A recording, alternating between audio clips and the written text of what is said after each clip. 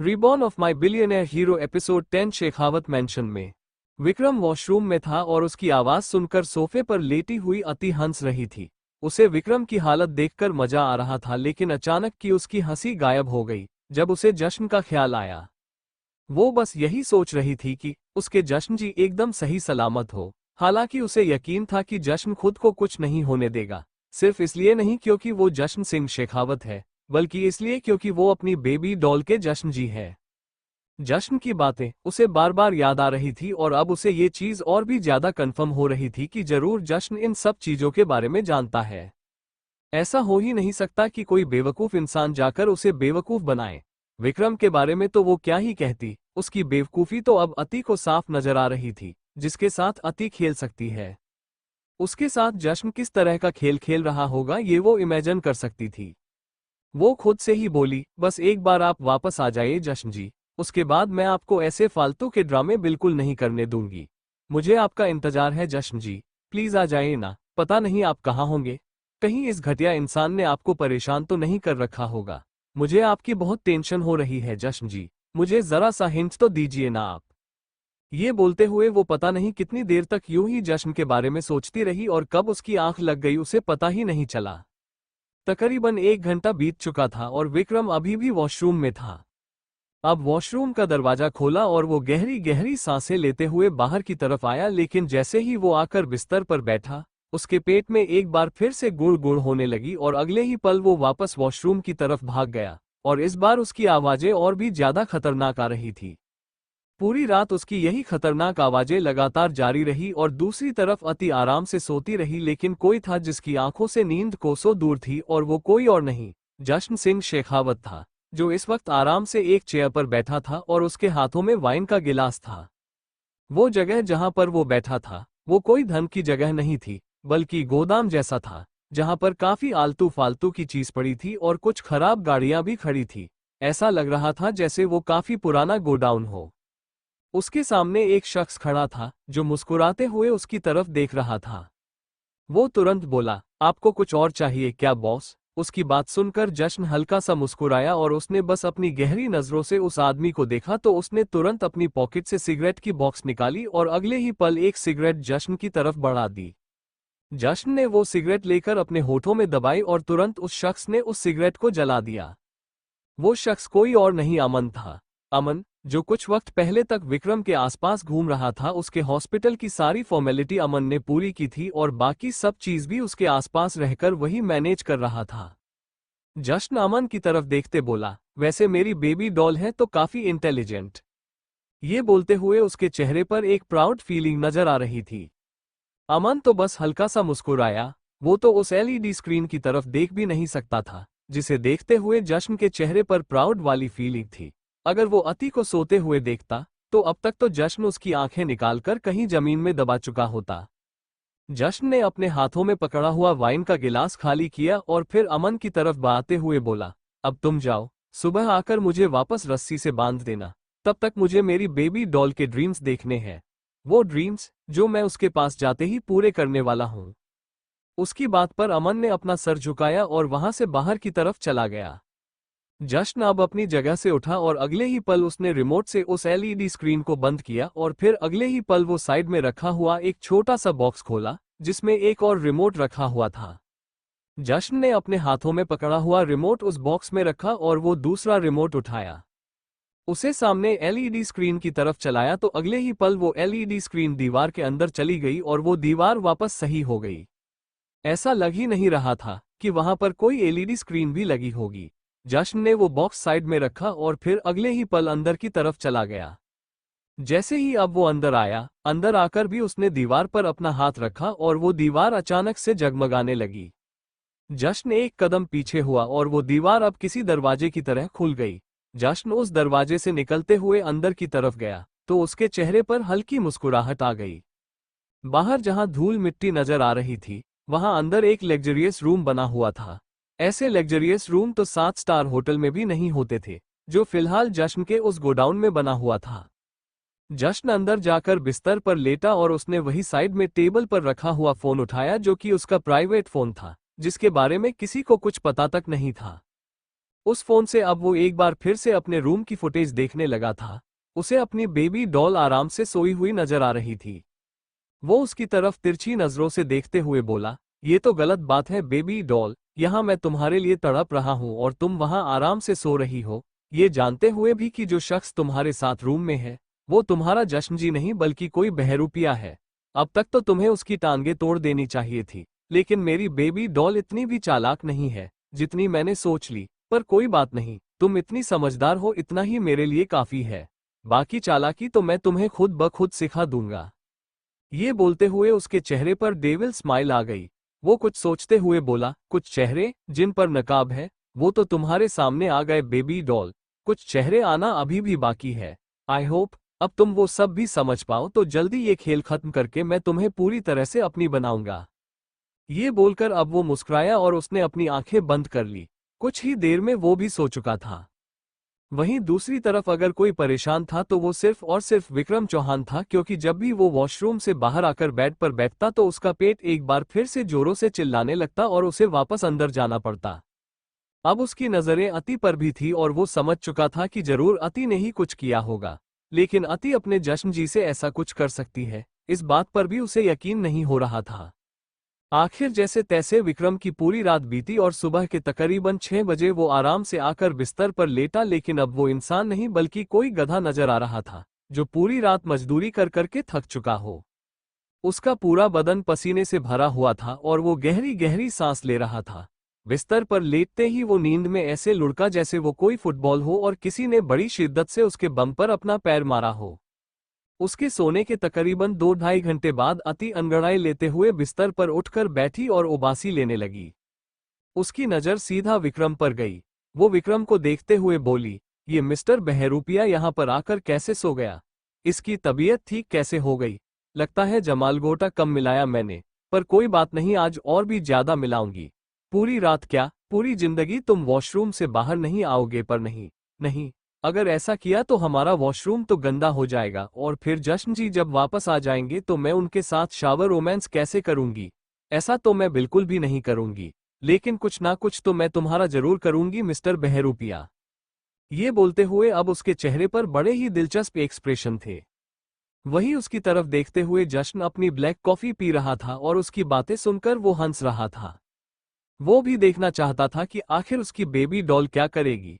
फिलहाल तो वो अपनी बेबी डॉल के लिए थोड़ा परेशान भी हो रहा था, क्योंकि आज उसकी बेबी डॉल को एक और झटका मिलने वाला था। वो झटका जो उसे मंजूलिका के दर्शन करवाने वाला था। कुछ सोचते हुए उसके चेहरे पर मुस्कुराहट तैर गई। अति अपनी जगह से उठी और क्लोजेट से कपड़े लेकर वॉशरूम में चली गई।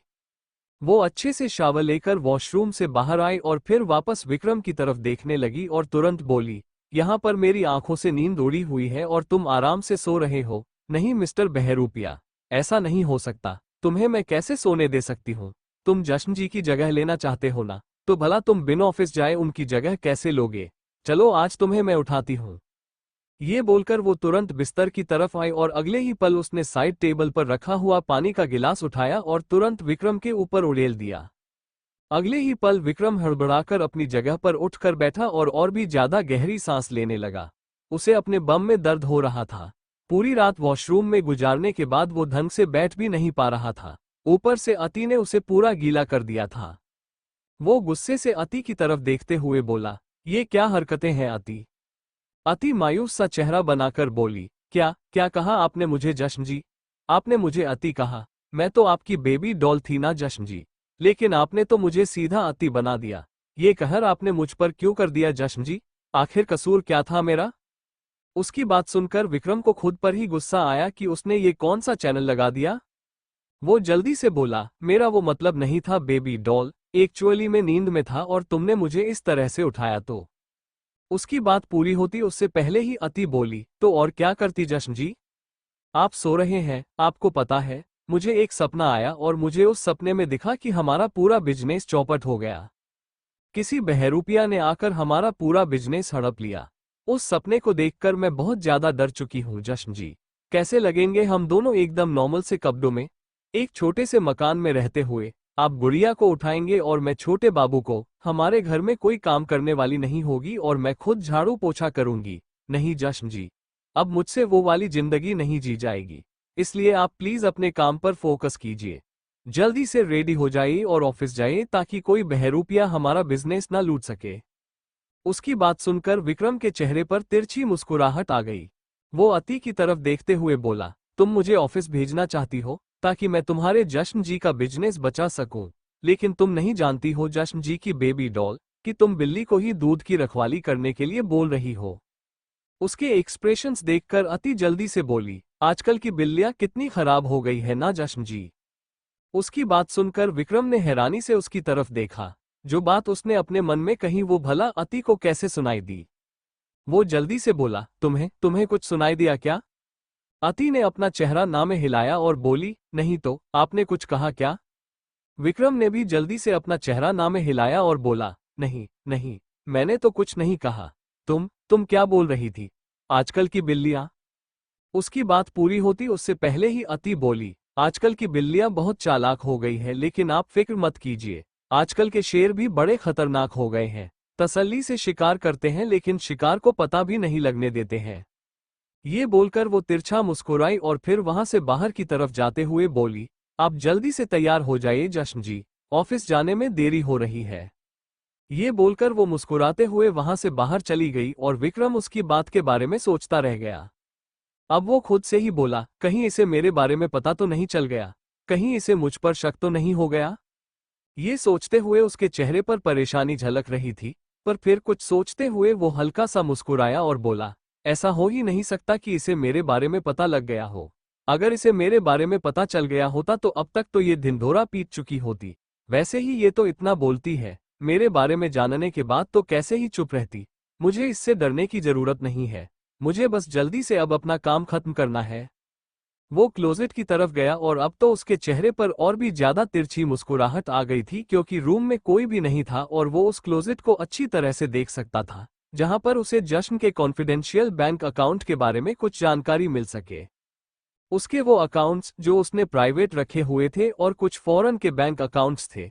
उसने तकरीबन आधे घंटे में ही पूरा क्लोजेट छान मारा लेकिन उसे कुछ भी नजर नहीं आया, ना ही कोई इन्फॉर्मेशन और ना ही कोई ऐसा हिंट जिससे उसकी कोई हेल्प हो सके। वो गुस्से से बोला, आखिर कैसा इंसान है ये जश्न सिंह शेखावत। उसने अगर अपनी पर्सनल चीजों को कहीं और रखा होगा तो यहाँ पर कोई तो ऐसी जगह होगी जहां पर उसने वो सारी इन्फॉर्मेशन लॉक करके रखी होगी। मुझे जल्दी पता लगाना होगा। ये बोलकर वो अब कपड़े लेकर वॉशरूम में चला गया। वहीं उसकी बातें सुनकर जश्न के चेहरे पर तिरछी मुस्कुराहट थी। अभी तक वो अपने रूम में ही था लेकिन अब वो बिस्तर से उठा और बाहर की तरफ जाने लगा और चलते हुए बोला, जश्न सिंह शेखावत कोई ऐरा गहरा इंसान नहीं है जिस तक कोई भी पहुंच जाएगा। तुम बेशक से जितना मर्जी दिमाग लगा लो पर आखिर में तुम्हें मिलेगा कुछ भी नहीं, बस तुम्हारा दिमाग खराब होगा जो तुम्हारे अंदर है भी नहीं। ये बोलकर वो हंसा और उस चेयर पर आकर बैठ गया जहां पर कल उसे बिठाकर अमन ने विक्रम को वीडियो कॉल करवाई थी। अमन जो जश्न के लिए काम करता था लेकिन जब विक्रम ने उसे खरीदना चाहा तो वो बिक गया, पर विक्रम इस बात से अनजान था कि जिसे वो खरीद रहा है वो जश्न सिंह शेखावत का आदमी है जो मर सकता है लेकिन बिक नहीं सकता।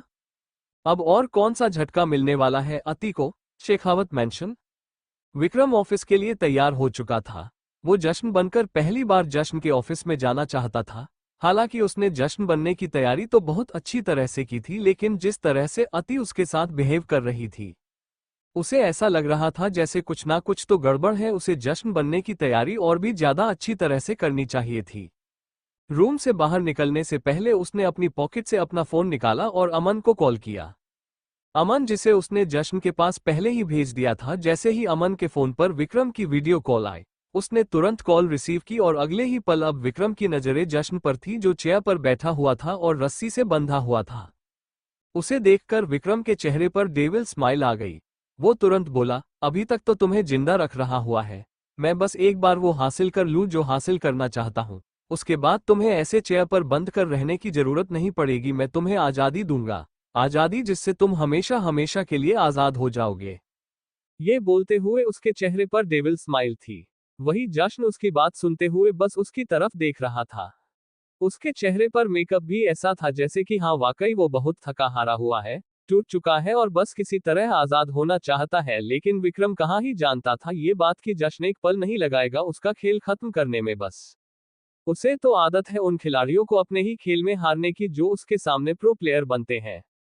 जश्न को व्यंग भरी नजरों से देखकर अब विक्रम ने कॉल डिस्कनेक्ट किया और अगले ही पल रूम से बाहर निकल गया। वहीं अति किचन में थी और विक्रम के लिए ब्रेकफास्ट बना रही थी। ऐसा ब्रेकफास्ट जिसे खाकर उसके होश उड़ जाए।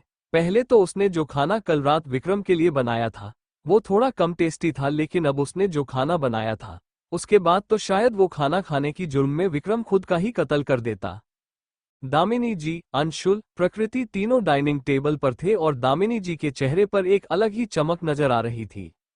ऐसा लग रहा था जैसे आज वो काफी ज्यादा खुश हो। वहीं दूसरी तरफ अति किचन से बाहर निकली और मुस्कुराते हुए विक्रम के पास आई और बोली, आप तैयार हो गए जश्न जी?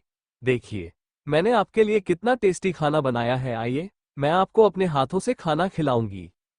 उसकी बात सुनकर भी विक्रम के होश उड़ गए थे। वो जल्दी से बोला, क्या क्या तुमने मेरे लिए दोबारा खाना बनाया है? लेकिन क्यों? अब तो मैं तुम्हें खाना बनाने के लिए कहा ही नहीं ना, तो तुमने अब क्यों खाना बनाया? मुझे मुझे भूख नहीं लगी, मैं नहीं खाऊंगा। ये बोलते हुए उसकी आवाज कांप पर रही थी। अति मन ही मन बोली, तुम जश्न जी के साथ खेल खेलने की कोशिश कर रहे थे तो मुझे लगा कुछ तो बात होगी तुम्हारे अंदर, लेकिन तुम तो बड़ी जल्दी हार मान गए। अभी तो तुम्हारा सामना जश्न जी की बेबी डॉल से हुआ है जो उनके सामने कुछ भी नहीं। जब जश्न जी से तुम्हारा सामना होगा तो क्या हाल होगा तुम्हारा? ये बोलते हुए वो बेचारी सी नजरों से विक्रम को देख रही थी। वही विक्रम बस किसी तरह वहां से पीछा छुड़ाकर भागना चाहता था। उसे कुछ भी मंजूर था, लेकिन अति के हाथों से बना हुआ खाना खाना बिल्कुल भी नहीं। वो सोच भी नहीं सकता था उस बारे में। वो जल्दी से बोला, मेरा मेरा अभी कुछ खाने का मन नहीं कर रहा है बेबी डॉल। मैं बाद में खा लूंगा। मैं ऑफिस में खा लूंगा, वहाँ कैंटीन है ना और वहाँ का खाना भी बहुत अच्छा है। ये बोलकर वो तुरंत दरवाजे की तरफ बढ़ने लगा, लेकिन जैसे ही उसने अपने कदम बढ़ाए, अति ने जल्दी से उसका हाथ पकड़कर उसे रोक कर बोली, ऐसे कैसे मैं आपको ऑफिस की कैंटीन में खाना खाने दूंगी जश्न जी? आप मेरे पति हैं, आपको अपने हाथों से खाना खिलाना मेरा फर्ज है। आइए चुपचाप डाइनिंग टेबल पर बैठिए। जब तक आपका पूरा पेट नहीं भर जाता तब तक मैं आपको कहीं नहीं जाने दूंगी। विक्रम गुस्से से बोला, मैंने कहा ना मुझे नहीं खाना, तुम्हें समझ में नहीं आता क्या? उसके यूं डांटने पर अति ने मुंह बना लिया। विक्रम का मन अपना ही माथा पीटने को कर रहा था। वो अब तुरंत अति के कंधे पर अपना हाथ रखकर बोला, मैं तुम पर गुस्सा नहीं कर रहा था बेबी डॉल। मैं तो तुम्हें प्यार से कह रहा हूं कि मैं कैंटीन में खा लूंगा, और अगर तुम नहीं चाहती कि मैं कैंटीन में खाऊं तो कोई बात नहीं, मैं तुम्हें फोन कर दूंगा और तुम टिफिन लेकर ऑफिस आ जाना। प्लीज मुझे जाने दो। उसकी बात पर अति मुस्कुराते हुए मन में मन बोली, इतना शहद तो मधुमक्खी में नहीं होता जितना इस चपड़ गंजू की जुबान में है। मन तो बहुत है कि इसे अपने हाथों से बना हुआ टेस्टी खाना खिलाऊं, लेकिन कोई बात नहीं, मौका तो आगे और भी मिलेगा। ये बोलते हुए उसके चेहरे पर शरारती मुस्कुराहट थी। अंशुल और अंशिका उन दोनों को देखे जा रहे थे। जैसे ही विक्रम अब वहां से जाने लगा, अंशुल उसे रोकते हुए बोला, आपको जहां जाना है आप चले जाएगा भाई, लेकिन आप मेरी बात सुनकर जाइएगा। अंशुल की बात सुनकर जश्न के कदम रुक गए। उसने पलटकर अंशुल की तरफ देखा, लेकिन अंशुल की जगह अंशिका अपनी जगह से उठकर जश्न के सामने आई और बोली, मुझे तो आपने मेरा हक नहीं दिया। मैं प्यार करती थी आपसे, लेकिन आपने मेरे प्यार को ठुकरा दिया। अब इस चीज को कैसे इग्नोर करेंगे आप मिस्टर शेखावत? अपने ही भाई की बगावत आप कैसे बर्दाश्त करेंगे? उसकी बात सुनते हुए विक्रम हैरानी से उसकी तरफ देख रहा था। अगले ही पल अंशुल अब अंशिका के साथ आकर खड़ा हुआ और बोला, आपने मुझे कहा था कि अगर मुझे अपना हक चाहिए तो मैं जाऊं और जाकर कोर्ट कचहरी का दरवाजा खटखटाऊं, उनसे अपना हक मांगूं, आपके खिलाफ कोर्ट केस करूं। तो मैंने सोच लिया है कि अगर आप ऐसा चाहते हैं तो ठीक है, मैं ऐसा ही करूंगा। उसकी बात सुनते हुए विक्रम की आईब्रो ऊपर की तरफ उठ गई। अंशुल एक गहरी सांस लेकर बोला, अगर आप मुझे मेरा हक नहीं देंगे तो अब मैं कोर्ट के पास ही जाऊंगा, इसलिए मैं आपको आखिरी मौका देना चाहता हूं। आप मुझे मेरा हक दे दीजिए, वरना मैं सबके सामने आपका तमाशा बनाने से भी पीछे नहीं हटूंगा, और मुझे नहीं लगता जश्न सिंह शेखावत अपने नाम पर कोई दाग लगने देना चाहता होगा। उसकी बात पर विक्रम हंसा और बोला, तुम्हें जो करना है तुम करो, आई डोंट केयर, लेकिन मैं तुम्हें एक फूटी कोड़ी नहीं दूंगा। उसकी बात पर अंशिका और अंशुल हैरान रह गए और दोनों एक दूसरे की तरफ देखने लगे। विक्रम सार्कास्टिक स्माइल के साथ बोला, क्या हुआ? तुम्हारे चेहरे का रंग क्यों उड़ गया? हिम्मत नहीं है क्या अब कुछ करने की? अब तक तो बड़ा बोल रहे थे, बड़ी जुबान चला रहे थे, मैं ये करूंगा, मैं वो करूंगा, अब क्या हुआ? अब सारी हवा निकल गई क्या? अंशुल गुस्से से बोला, आप मेरे साथ ऐसी बात नहीं कर सकते। माना मैं आपका सगा भाई नहीं, लेकिन इसका मतलब ये नहीं कि आप मेरे साथ किसी भी तरह का बर्ताव करेंगे। विक्रम एटीट्यूड से बोला, मैं तो यूं ही करूंगा, तुमसे जो होता है तुम कर लो। अंशिका गुस्से से बोली, मुझे तो लगा था कि मिस्टर शेखावत को अपना नाम बहुत प्यारा होगा। वो अपने नाम पर दाग नहीं लगने चाहते होंगे, लेकिन आपको तो कोई फर्क ही नहीं पड़ता। और अगर आपको कोई फर्क नहीं पड़ता तो हमें भी कोई फर्क नहीं पड़ता। अब तो वो सब होगा जो होना चाहिए। मैं भी पीछे नहीं हटूंगी। अति उन तीनों को आपस में बहस करते हुए देख रही थी और सोच रही थी कि अगर यहाँ पर जश्न होता तो क्या होता। अब तक तो अंशुल और अंशिका दोनों का मुंह टूट चुका होता। पता नहीं अंशिका कैसे भूल गई कि जश्न ने थप्पड़ से कैसे उसका चेहरा लाल किया था। इतना सब कुछ होने के बाद भी उसके अंदर इतनी गट्स थे कि वो जश्न से वापस बहस कर रही थी। हालांकि विक्रम जश्न नहीं था, लेकिन उनके लिए तो जश्न ही था। वो पीछे की तरफ खड़ी उन लोगों की लड़ाई एंजॉय कर रही थी। तभी विक्रम अंशुल की आंखों में आंखें डालकर बोला, कोर्ट जाने की बात कर रहे हो ना तुम? तो जाओ, दरवाजा खुला है। और हाँ, अपनी इस छिपकली को भी अपने साथ ले जाना, जो ये मेरे सामने मुंह चला रही है ना। जाकर इसे कहना कि मेरे बारे में वहां पर 1000 शिकायतें लगाएगी। But I don't care, means I don't care. मैं शेखावत प्रॉपर्टी में से एक पैसा भी तुम लोगों को नहीं दूंगा, और जिस दिन तुम कोर्ट गए उस दिन तुम्हें धक्के मारकर इस घर से भी बाहर निकलवा दूंगा। ये बोलकर वो वहां से जाने लगा, लेकिन अंशुल गुस्से से कांप उठा। अगले ही पल उसने विक्रम का गिरवान पकड़ लिया। विक्रम हैरान रह गया और अति की भी आंखें बड़ी हो गई। थैंक गॉड जश्न वहां पर नहीं था, वरना अब तक तो अंशुल की सांसें रुक गई होती। लेकिन तभी अचानक से किसी ने अंशुल के कंधे पर अपना हाथ रखकर उसे अपनी तरफ घुमाया और अगले ही पल एक जोरदार थप्पड़ उसके गाल पर जड़ दिया। उस थप्पड़ की आवाज पूरे शेखावत मैंशन में गूंज गई और विक्रम हैरानी से अपने साथ खड़ी लड़की की तरफ देखने लगा, जिसकी उम्र तकरीबन 24-25 साल लग रही थी। और वो लड़की दिखने में निहायत ही खूबसूरत भी थी, पर फिलहाल उसके खूबसूरत से चेहरे पर गुस्सा झलक रहा था और वो गुस्से से अंशुल की तरफ देख रही थी। दामिनी जी के चेहरे पर मुस्कुराहट तैरने लगी। ऐसा लग रहा था जैसे अपने बेटे को पिटते हुए देख उन्हें जरा सा भी अफसोस न हो रहा हो। विक्रम को खुद नहीं पता था कि उसके साथ खड़ी लड़की कौन है, लेकिन अगले ही पल जब उस लड़की ने अंशुल की तरफ देखते हुए गुस्से से कहा, तुम्हारी हिम्मत कैसे हुई मेरे जश्न पर हाथ उठाने की? तो विक्रम के होश उड़ गए। अब ये कौन थी जो जश्न को अपना बता रही थी? जश्न न हुआ कोई लड्डू हो गया जो सब में बंटता फिरेगा। एक ही घर में 3-3 लड़कियां खड़ी थी, जिनमें से कोई जश्न को पाना चाहती थी, कोई जश्न की बेबी डॉल थी, तो अब तीसरी जश्न पर अपना ही राइट क्लेम कर रही थी। अंशुल हैरानी से उस लड़की की तरफ देख रहा था, लेकिन अंशिका उससे पहले ही अंशुल को पीछे करते हुए उस लड़की के सामने आकर खड़ी हुई और बोली, तुम्हारी हिम्मत कैसे हुई मेरे पति पर हाथ उठाने की? तुम हो कौन और यहाँ क्या कर रही हो? निकलो यहाँ से, वरना मैं तुम्हारा मुंह तोड़ दूंगी। ये बोलते हुए वो उस लड़की को धक्का देने लगी, लेकिन अगले ही पल अब उस लड़की ने एक जोरदार थप्पड़ अंशिका के गाल पर भी जड़ दिया। अति को कुछ समझ तो नहीं आ रहा था कि आखिर ये सब हो क्या रहा है, लेकिन जो भी था उसे मजा बहुत आ रहा था। पर एक ही चीज थी जो उसे कंफ्यूज कर रही थी कि सामने खड़ी लड़की ने जश्न के नाम के साथ मेरा लगाया, मतलब वो उसके जश्न जी के साथ जुड़ी हुई है। लेकिन कौन है वो? क्योंकि उसके जश्न जी के हिसाब से तो वो सिर्फ और सिर्फ अपनी बेबी डॉल के हैं। मतलब क्या सामने खड़ी लड़की भी कोई बहरूपिया या फिर कोई चालबाज थी? उसने अपना सर खुजलाया और बोली, बस एक बार आप आ जाइए जश्न जी, कसम से मैं छोड़ूंगी नहीं आपको। उसके चेहरे पर गुस्सा झलक रहा था। वही अंशिका ने अपने गाल पर अपना हाथ रखा हुआ था, जिसे वो लड़की लाल कर चुकी थी, और अब वो लड़की गुस्से से कांपते हुए बोली, मैं नियति हूँ, नियति जश्न सिंह शेखावत, जश्न जी की पहली बीवी। उसकी बात सुनकर अंशिका के होश उड़ गए, साथ ही साथ अंशुल के, क्योंकि वो तो जश्न का भाई था, लेकिन उसे तो जश्न की ऐसी किसी शादी के बारे में कोई खबर नहीं थी। विक्रम भी हैरानी से नियति की तरफ देखने लगा। उसने जश्न के बारे में इतना सब कुछ पता लगाया, लेकिन आज तक उसे तो कभी जश्न की पहली बीवी के बारे में नहीं पता चला। तो ये कौन थी जो खुद में अलग ही सुर ताल बजा रही थी? नियति नाम सुनकर ही अति का दिल टूट गया। वो इस नाम को कैसे भूल सकती थी, क्योंकि ये नाम तो जश्न ने उसके सामने खुद लिया था। उसने खुद बताया था कि उसकी एक बीवी थी, और वो भी नियति नाम की, जिसे अब उन लोगों ने मंजुलिका का नाम दिया हुआ था। मतलब मंजुलिका का सारा खेल झूठा था, लेकिन नियति सच में थी। उसके जश्न जी की पहले भी शादी हो चुकी थी और उनकी बीवी सही सलामत थी। मतलब अति उसका क्या? ये सोचते हुए ही अति का रोना निकल रहा था। अंशुल गुस्से से बोला, बेवकूफ समझा है क्या तुमने मुझे? इसके आगे वो कुछ और बोलता उससे पहले ही दामिनी जी आगे की तरफ आई और नियति के गाल पर अपना हाथ रखकर बोली, तुम आ गई। मुझे पूरी उम्मीद थी कि एक दिन तुम लौटकर जरूर आओगी। जश्न कितना इंतजार करता था तुम्हारा, कितना प्यार करता है वो तुमसे। शायद ये उसी का प्यार है जो तुम्हें वापस उसके पास खींच कर ले आया। मैं तो यही देखकर खुश हूं कि तुम सही सलामत हो और अब भी जश्न से प्यार करती हो। नियति मुस्कुराकर बोली, जश्न जी मेरे पति हैं मॉम, भला उन्हें मैं प्यार नहीं करूंगी तो और कौन करेगा?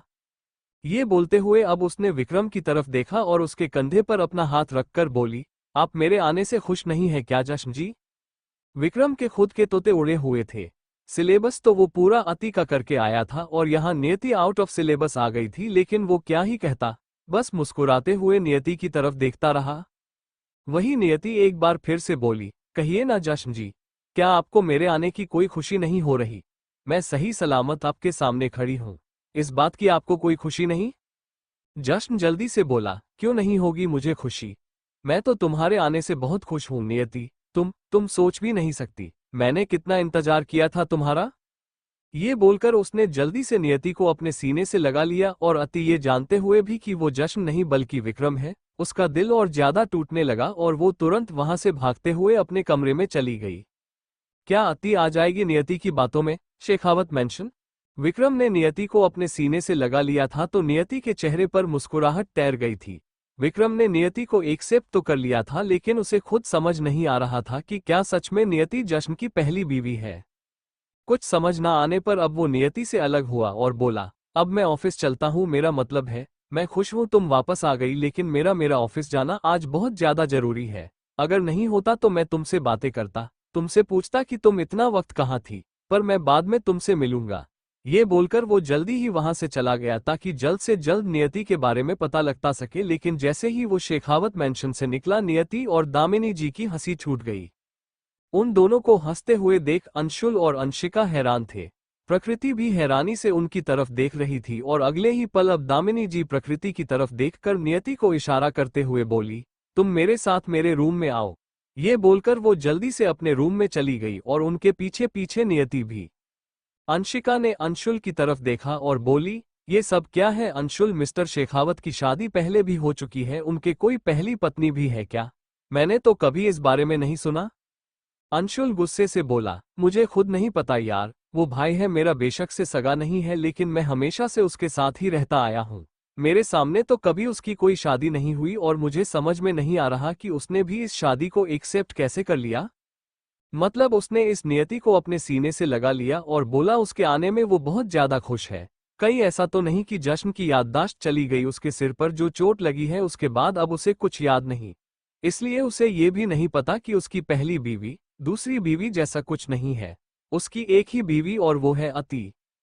अंशिका गुस्से से बोली, व्हाट रबिश, उसके सिर पर कोई इतनी भी गहरी चोट नहीं आई है जो वो अपनी याददाश्त खो दे, और तुम्हें पता नहीं है क्या, जब वो अति को नहीं भूला तो बाकी सब कैसे भूल जाएगा? मुझे तो समझ में ये नहीं आ रहा कि वो तो हमेशा कहता है कि वो अति का दीवाना है, अति से बहुत प्यार करता है, वो उसकी बेबी डॉल है, फिर उसने नियति को कैसे अपना लिया? मेरा दिमाग घूम रहा है और मुझे पता है कि मेरे इन सवालों का जवाब कौन देगा। अंशुल ने सवालिया नजरों से उसे देखते हुए पूछा, कौन? अंशिका तिरछी मुस्कुराहट के साथ बोली, तुम्हारी मॉम। ये बोलकर उसने जल्दी से अंशुल का हाथ पकड़ा और उसे लगभग से खींचते हुए दामिनी जी के रूम में ले गई। दामिनी जी अपने रूम में नियति के सामने खड़ी थी और नियति शातिर मुस्कुराहट के साथ उन्हें देख रही थी।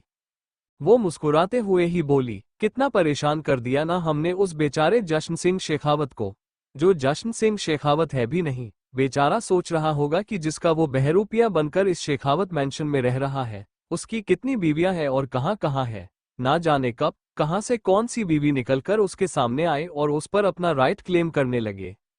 उसकी बात पर दामिनी की हंसी और बोली, उसे क्या लगता है कि हमें उसका सच नहीं पता? नियति हंसी और बोली, आपको तो नहीं पता था, ये तो मैं हूं जिसने आपको आपके घर में रह रहे बहरूपिया का सच बताया, वरना आप तो अभी भी उसे जश्न सिंह शेखावत समझकर उससे डरती रहती। दामिनी जी तुरंत बोली, मैं डरती नहीं हूं उससे। अभी वो बोल ही रही थी कि तभी वहां पर अंशिका और अंशुल आए। उन दोनों की बातें सुनते हुए वो हैरान थे। दामिनी जी मुस्कुराते हुए बोली, क्या बात है, कुछ समझ नहीं आ रहा है क्या तुम्हें? कोई बात नहीं, मैं हूं ना तुम दोनों की उलझन दूर करने के लिए। ये बोलकर वो अंशुल और अंशिका का हाथ पकड़कर उन्हें नियति के सामने लेकर आई और मुस्कुराते हुए बोली, इनसे मिलो, ये है नियति, जश्न सिंह शेखावत, जश्न सिंह शेखावत की पहली बीवी। अंशुल गुस्से से बोला, मॉम आपका दिमाग खराब हो गया क्या? मुझे तो समझ में नहीं आ रहा कि आखिर ये सब हो क्या रहा है। कौन है ये लड़की? ये ऐसे कैसे खुद को उस जश्न की बीवी बता सकती है? और वो जश्न भी इसे अपनी बीवी बोलकर चला गया। आप सब लोगों का तो दिमाग खराब हुआ ही है, क्या उसका भी दिमाग खराब हो गया? दामिनी जी उसकी बात पर हंसने लगी और उन्हें हंसते हुए देख अंशुल गुस्से से बोला, मुझे तो लगता है आपका भी दिमाग खराब हो गया। अब उसे जवाब दामिनी जी ने नहीं बल्कि नियति ने दिया। वो उसके कंधे पर अपना हाथ रखकर बेहद शातिर एक्सप्रेशन के साथ बोली, दिमाग पर इतना ज्यादा लोड मत लो अंशुल। अभी तुम छोटे हो, ये सारी बातें समझ नहीं पाओगे, लेकिन मैं तुम्हें सब समझा देती हूँ। जैसे मैं नकली हूँ वैसे ही वो जश्न सिंह शेखावत भी नकली है। अंशिका हैरानी से बोली, वॉट? मतलब क्या है तुम्हारा नकली? और वो भी जश्न सिंह शेखावत? नियति मुस्कुराते हुए बोली, मुझे जश्न पसंद था, बहुत पसंद था। बचपन में वो मेरा क्रश हुआ करता था। हम दोनों एक ही कॉलेज में थे, पर वो मेरा सीनियर था, उसे हासिल करना मेरा ख्वाब था। पर उसने मुझे रिजेक्ट कर दिया था, एक नहीं बहुत बार, और मैंने भी सोच लिया था कि मैं उसे हासिल करके रहूंगी, एक न एक दिन तो मैं भी नियति जश्न सिंह शेखावत बनकर रहूंगी। और मैं सोच रही थी कि कब वो वक्त आए जब मैं उसे अपना बनाऊं, लेकिन अभी कुछ दिन पहले मुझे पता चला कि दुबई का एक आदमी जश्न के पीछे पड़ा हुआ है। वो जश्न की जगह लेना चाहता है, और वो भी जश्न सिंह शेखावत बनकर। पहले तो मुझे उस पर गुस्सा आया और मैंने सोचा कि मैं जश्न को उसके बारे में सब बता दूं, लेकिन फिर मैंने सोचा कि मुझे तो सिर्फ जश्न का नाम चाहिए। सबके सामने मुझे प्रूफ करना है कि जश्न मेरा है। जिस जश्न ने मुझे रिजेक्ट कर दिया था, उसी से सबके सामने मुझे अपने लिए प्यार का इजहार करवाना था। अब वो इजहार बेशक से असली जश्न करें या नकली, क्या ही फर्क पड़ता है।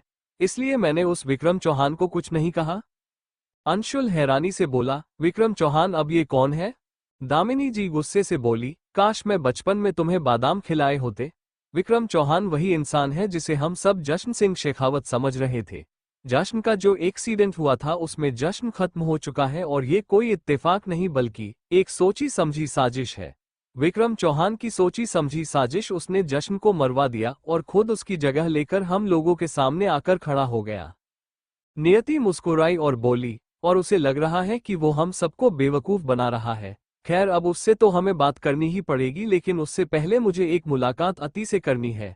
सुना है बहुत प्यार करता था जश्न अपनी बेबी डॉल से, तो मैं भी तो देखूं आखिर कौन है वो जिसने मेरे जश्न का दिल चुराया, जो मैं कभी नहीं चुरा पाई। ये बोलते हुए उसके चेहरे पर इंटेंस एक्सप्रेशन थे। दामिनी मुस्कुराई और बोली, जाओ जाकर मिल लो, अपने रूम में होगी, वो बेचारी रो रही होगी कि कैसे एक झटके में उसकी पूरी दुनिया बर्बाद हो गई। बेचारी का पति मर गया, लेकिन उसे तो खबर ही नहीं। मन तो बहुत कर रहा है कि उसे जाकर बताऊं कि अब वो कुछ नहीं कर सकती, वो जो इस शेखावत मैंशन पर हुकूमत चलाती है। अब उसका इस शेखावत मैंशन पर कोई हक नहीं, लेकिन मजा तो तब आएगा जब वो उस जश्न के हाथों से धक्के मारकर इस घर से बाहर निकाली जाएगी, जिसे अब हम अपने इशारों पर चलाएंगे। नियति के चेहरे पर तिरछी मुस्कुराहट आ गई। अंशुल और अंशिका भी दोनों एक दूसरे की तरफ देख रहे थे। उन्हें तो अब कुछ करने की जरूरत ही नहीं थी। जश्न नकली है, मतलब साफ था कि अब सब कुछ अंशुल के हाथ ही आएगा। पहले अति को इस घर से धक्के मारकर बाहर निकाला जाएगा, और फिर किसी भी वक्त इस जश्न के चेहरे से भी पर्दा गिरा दिया जाएगा। उसके बाद इस शेखावत मैंशन पर सिर्फ और सिर्फ उन सब का राज होगा। नियति चेहरे पर डेविल स्माइल लिए रूम से बाहर निकली और सीधा अति और जश्न के रूम की तरफ बढ़ गई। उसने हल्का सा दरवाजा नॉक किया, लेकिन अंदर से दरवाजा किसी ने नहीं खोला, तो वो खुद ही दरवाजा खोलकर अंदर आए तो देखा अति बिस्तर पर लेटी हुई थी और रो रही थी। लेकिन जैसे ही अति ने नियति को देखा, वो तुरंत अपनी जगह से उठी और अपने आंसू साफ करते हुए उसके सामने आकर खड़ी हुई। नियति उसकी तरफ देखते हुए बोली, पता चला मुझे तुम्हारे बारे में। मैं जानती हूँ तुम्हें इस वक्त बहुत ज्यादा तकलीफ हो रही होगी। जश्न ने शादी की है तुमसे, लेकिन अब एक पल में तुम्हारी वो शादी टूट गई। दुख तो हो रहा होगा तुम्हें? अति मुस्कुराई और बोली, बिल्कुल भी नहीं। नियति उसके सवाल पर हैरान होते हुए बोली, लेकिन तुम तो रो रही हो ना? अति अपने आंसू साफ करते हुए बोली, वो तो इसलिए रो रही हूं क्योंकि मैं पबजी में हार गई। ये बोलते हुए उसने अपना फोन नियति के सामने किया, जिसमें वो पबजी गेम खेल रही थी और किसी ने उसे मारकर विनर विनर चिकन डिनर कर लिया था। नियति के चेहरे पर शॉकिंग एक्सप्रेशंस आ गए। वो जल्दी से बोली, मतलब तुम्हें इस बात की तकलीफ नहीं है कि अब तुम्हारी शादी टूट गई? मैं जश्न की पहली बीवी उनके पास वापस आ गई हो तो अब तुम्हें यहाँ से जाना पड़ेगा, इस घर से दूर, जश्न की जिंदगी से दूर। अति तुरंत बोली, देखो पहले बात, मुझे जश्न जी में कोई इंटरेस्ट नहीं है। मेरे लिए वो बिल्कुल भी मैटर नहीं करते, ये शादी जबरदस्ती की थी। अगर तुम्हें नहीं यकीन मेरी बात पर तो तुम किसी से भी पूछ सकती हो, और दूसरी बात, इस घर से तो मैं चली जाऊंगी लेकिन फिलहाल अभी नहीं, क्योंकि अभी मेरे पास कोई रहने का ठिकाना नहीं है। जब तक ठिकाना नहीं आ जाता तब तक मैं यहीं पर रहूंगी, और मुझे नहीं लगता कि तुम्हें मेरे यहाँ रहने से प्रॉब्लम होगी। अब इतने बुरे दिल की तो नहीं होना तुम, आखिर तुम जश्न जी की बीवी हो, तुम्हारा दिल भी तो उनकी तरह होगा ना, बेहद अच्छे वाला। ये बोलते हुए वो मुस्कुरा रही थी और उसकी बातों पर नियति के चेहरे का रंग उड़ा हुआ था। वो अति को वहां से निकालना चाहती थी, लेकिन अब अति की बातों पर वो बस मुस्कुरा कर रह गई। अति एक बार फिर से मुस्कुराते हुए बोली, मुझे पता था तुम बहुत अच्छी हो, लेकिन डोंट वरी, मैं इस रूम में नहीं रहूंगी। अगर तुम इस रूम में रहना चाहती हो तो बेशक से रहो, मुझे कोई प्रॉब्लम नहीं है। मैंने तो देखो अपना सारा सामान भी पैक कर लिया। ये बोलते हुए उसने सामने रखा हुआ बैग की तरफ इशारा किया तो नियति एक बार फिर से मुस्कुराई। उसकी मन तो अति को तकलीफ पहुंचाने का था, उसे रुलाने का था, लेकिन यहाँ तो अति हद से ज्यादा खुश नजर आ रही थी। नियति एक गहरी सांस लेकर बोली, ये तो बहुत अच्छा किया तुमने, मुझे तुमसे इसी समझदारी की उम्मीद थी। मैं भी जश्न जी को छोड़कर जाना नहीं चाहती थी, पर किस्मत मुझे उनसे दूर ले गई, लेकिन अब मैं उन्हें छोड़कर कभी कहीं नहीं जाऊंगी। अति तुरंत बोली, हाँ हाँ, जाना भी मत, वो भी अपनी मंजूलिका के साथ रहना बहुत ज्यादा पसंद करेंगे। उसकी बात पर नियति तुरंत बोली, क्या क्या कहा तुमने, किसके साथ रहना पसंद करेंगे वो? अति मुस्कुराई और बोली, कुछ कुछ नहीं, वो मैं बस यूं ही कभी कभी कुछ बोल जाती हूँ। खैर अब आप इसी रूम में रहिए और मैं चलती हूँ। ये बोलकर उसने अपना बैग लिया और वहां से बाहर की तरफ चली गई। नियति के चेहरे पर शातिर मुस्कुराहट तैर गई। वो जल्दी से बोली, मुझे तो कुछ करना ही नहीं पड़ा, अब तो सारा खेल जैसे मेरे ही इशारों से चलेगा। उस जश्न को भी मैं बहुत जल्दी उसकी औकात दिखाऊंगी। अगर वो मेरे कहे से चलेगा तो ठीक, वरना उसका गेम कैसे खत्म करना है ये मैं बहुत अच्छी तरह से जानती हूँ, और उसके बाद दुनिया के सामने जश्न सिंह शेखावत की बीवी बनूंगी मैं, और इस घर पर भी होगा मेरा राज। ये बोलकर वो शैतानों की तरह हंसने लगी। अति जो मुस्कुराते हुए रूम से बाहर निकली, अब बाहर आकर उसके चेहरे पर बड़े ही अजीब से एक्सप्रेशंस आ गए। वो वैसे भी उसे रूम से बाहर निकलना चाहती थी, क्योंकि उसे लग रहा था कि उस रूम पर पक्का जश्न की नजर होगी। ऐसा हो ही नहीं सकता कि कोई खिलाड़ी जश्न के साथ खेल रहा हो और जश्न उसे अपनी नजरों में ना रखे। जब बाकी के खिलाड़ी बाहर निकल चुके थे तो अब जश्न भी क्यों छुप कर खेले, इसीलिए अति चाहती थी कि जश्न बाहर आए, और उसे बाहर लाना कैसे है ये भी वो बहुत अच्छी तरह जानती थी। वो मुस्कुराते हुए अपना बैग लेकर दूसरे रूम में चली गई। वहीं दूसरी तरफ शेखावत इंडस्ट्रीज जश्न बनकर विक्रम ऑफिस पहुंच चुका था। आते ही उसने अपने अकाउंट चेक करने शुरू कर दिए। तभी केबिन का दरवाजा खुला और अमन अंदर की तरफ आया। अमन को देखकर विक्रम गुस्से से बोला, तुमने मुझे कहा था कि ऑफिस में जश्न के अकाउंट की सारी बैंक डिटेल्स होगी, लेकिन यहाँ पर तो कुछ है ही नहीं। और ये सब क्या है?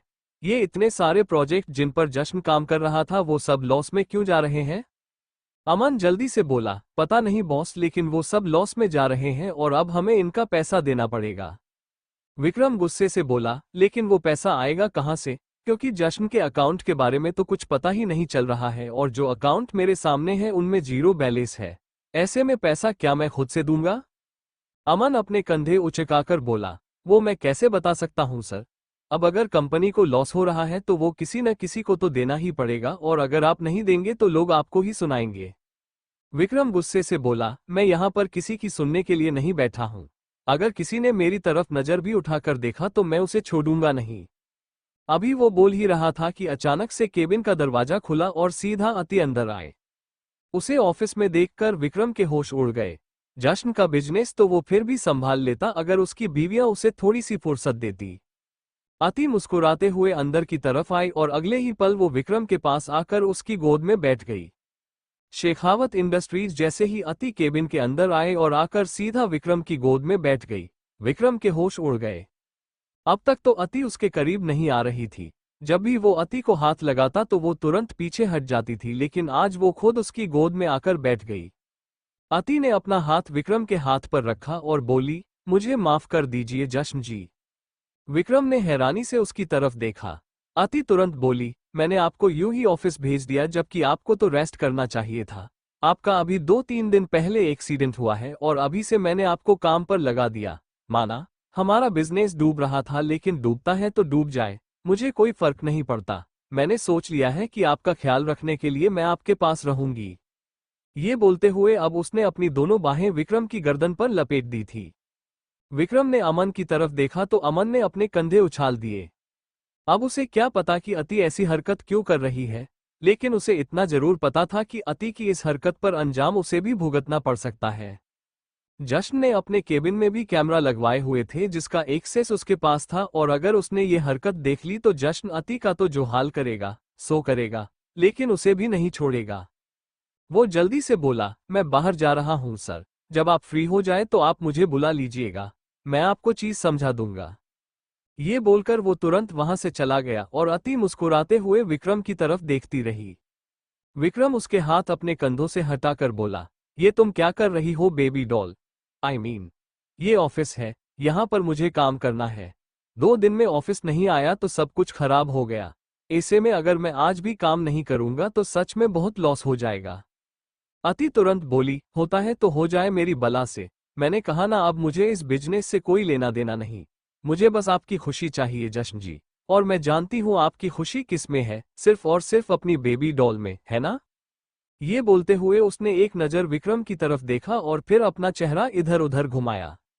वो जानने की कोशिश कर रही थी कि क्या जश्न ने यहाँ पर कैमरा लगवाए हुए हैं। अगर ये सब कुछ उसके इशारों पर हो रहा है तो जरूर उसने पूरा प्लान तो बनाया होगा और प्लानिंग का पहला हिस्सा तो अपने दुश्मनों पर नजर रखना होगा। अति के साथ सिद्धार्थ ने कॉलेज में बदतमीजी की थी जिसके बारे में उसने जश्न को बताया भी नहीं था, लेकिन फिर भी जश्न को पता चल गया तो ये सब कुछ तो उसकी जगह उसके इलाके में हो रहा था। ऐसे में उसे इन सब चीजों के बारे में पता ना चले ऐसा हो नहीं सकता था। अति इधर उधर अपनी नजर घुमा तो रही थी लेकिन उसे कुछ नजर नहीं आ रहा था। आखिर में उसने मुंह बनाया और फिर अपनी जगह से उठकर बोली, अच्छा चलो ठीक है, मैं चलती हूँ। विक्रम हैरानी से उसकी तरफ देखता रह गया। अभी वो उसके गर्दन पर अपनी बाहें लपेट रही थी, उस पर अपना प्यार लुटा रही थी। ऐसा लग रहा था जैसे वो आज का दिन तो क्या, 4-5 दिन उसे यूं ही ऑफिस में लेकर बैठी रहेगी और न जाने उसके साथ क्या क्या हरकतें करेगी, लेकिन अब उसका अचानक से उठ जाना। विक्रम को कुछ समझ नहीं आया, पर उसके लिए तो अच्छा ही था कि अति यहाँ से जा रही है। पहले उसे अति में इंटरेस्ट था लेकिन अब वो सच में ये दो बीवियों वाला ड्रामा से इरिटेट होने लगा था। अति दरवाजे की तरफ बढ़ने लगी लेकिन फिर रुकी और मुस्कुराते हुए बोली, वैसे जश्न जी, मैं आपका इंतजार करूंगी, मतलब आप ये मत समझिएगा कि मैं आपको ऐसे ही ऑफिस छोड़कर जा रही हूँ।